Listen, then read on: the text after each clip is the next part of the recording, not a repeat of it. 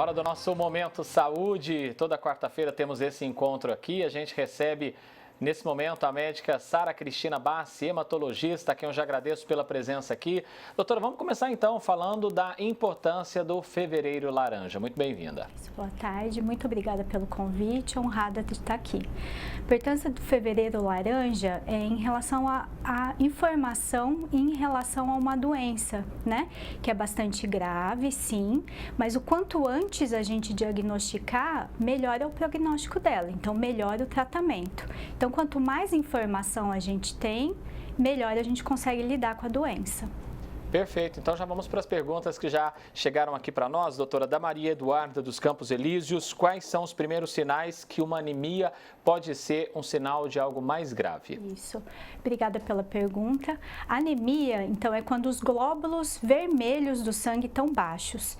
Então, os sintomas que a gente vai ter vai ser de cansaço, fadiga aos pequenos esforços, a gente fica com uma palidez de mucosa. Isso a gente detecta através de um exame chamado hemograma. Então, sempre quando a gente tem anemia, é importante a gente procurar um médico, pode ser um hematologista, para investigar o porquê que a gente está com anemia. Já vamos então para a pergunta da Marina, ela que é do Jardim Paulista, querendo saber então quais casos é indicado o tratamento com ferro na veia ao invés do comprimido. Isso. Geralmente, a gente sempre inicia, quando a anemia é por deficiência de ferro, com ferro por boca, né? Ferro por veia a gente utiliza quando, de alguma forma, a gente não consegue fazer absorção desse ferro no estômago. Então, algumas cirurgias causam isso, alguma cirurgia que diminui, por exemplo, o tamanho do estômago, ou algumas síndromes que são desabsortivas. Então, se a gente não tem como absorver esse medicamento oral, a gente faz por veia, ou quando a gente tem que fazer uma correção mais rápida dessa anemia também.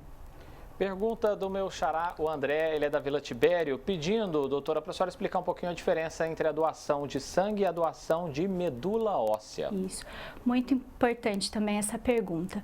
Doação de sangue, o sangue, a única forma da gente obter ele é através da doação, né? A gente não tem um remédio para substituir isso.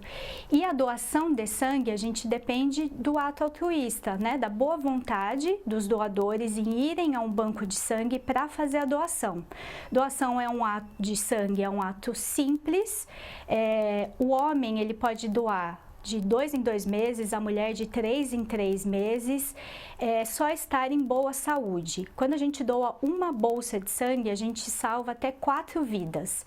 A doação de sangue, a gente pode ir num banco de sangue e fazer a doação se a gente estiver em boa saúde. Doação de medula óssea é um processo um pouco diferente, é muito seguro também, tá? Só que vai ser coletado uma amostra desse sangue para fazer um cadastro num banco de doadores. A gente tem o 3º maior banco de doadores do mundo, que é o Redome. E a partir do momento que você for compatível com alguma outra pessoa, essa chance é cerca de 1 a cada 100 mil pessoas, né? Aí você vai ser convocado para fazer a doação de medula. Então, isso se você for compatível com uma outra pessoa. A doação de medula óssea, ela pode ser feita através da coleta do sangue mesmo, numa máquina, ou no centro cirúrgico, através da coleta na própria medula óssea. Pergunta do João Pedro de Sertãozinho, doutora, o que pode estar causando ferritina alta? Ferritina alta pode ser alguma doença hereditária em que a gente tem um acúmulo de ferro, mas também pode ser secundário a algum processo inflamatório no nosso organismo.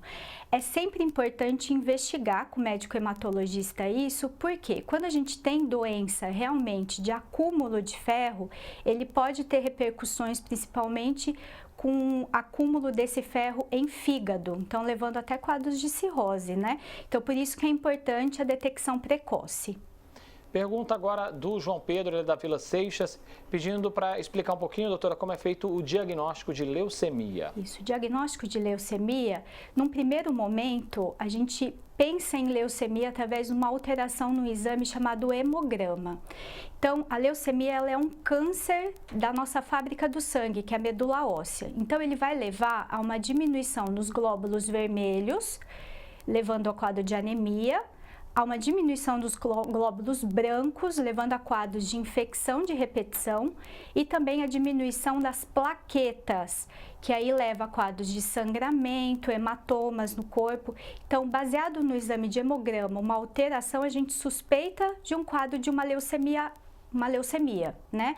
E o diagnóstico mesmo, quando a gente suspeita de uma leucemia, é através do exame da medula óssea. Vamos para a próxima pergunta aqui, do Jardim Paulista, é da Ana. Toda alteração no exame de sangue, então, indica que a pessoa tem que procurar um hematologista ou não necessariamente, doutora? Não necessariamente, depende da alteração, né? Então, se a gente tem uma alteração, alguma alteração no exame de hemograma, é sempre bom sim procurar para a gente diagnosticar o que seria isso. Mas geralmente são alterações no hemograma. Pergunta do Carlos do Parque Ribeirão, o que pode causar aumento dos gânglios linfáticos e quando isso se torna preocupante, doutora? Isso, muito importante também essa pergunta. Os gânglios, então, são os linfonodos, né, que a gente tem aqui em região do pescoço, debaixo da axila, tem também torácico, abdominal e em região inguinal. O aumento, na maior parte das vezes, é secundário a algum quadro infeccioso. Então, infecção viral ou bacteriana podem levar ao aumento dessas ínguas. Quando é preocupante, que a gente precisa procurar um profissional como hematologista, por exemplo. Se esse gânglio, ele aumenta de tamanho, ele não diminui, ele é endurecido, a gente toca nele, ele não é doloroso, né? Ele não é quente, mas ele só está aumentando de tamanho. Nesses casos, a gente precisa intervir e ver se esse gânglio está associado ou não a alguma doença oncológica.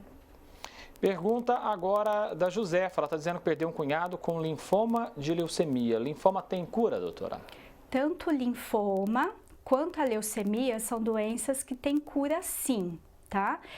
A gente evoluiu muito no tratamento dessas doenças, tanto em quimioterapia, quanto nas terapias novas que a gente tem hoje, terapia celular, imunoterapia e mesmo no transplante de medula.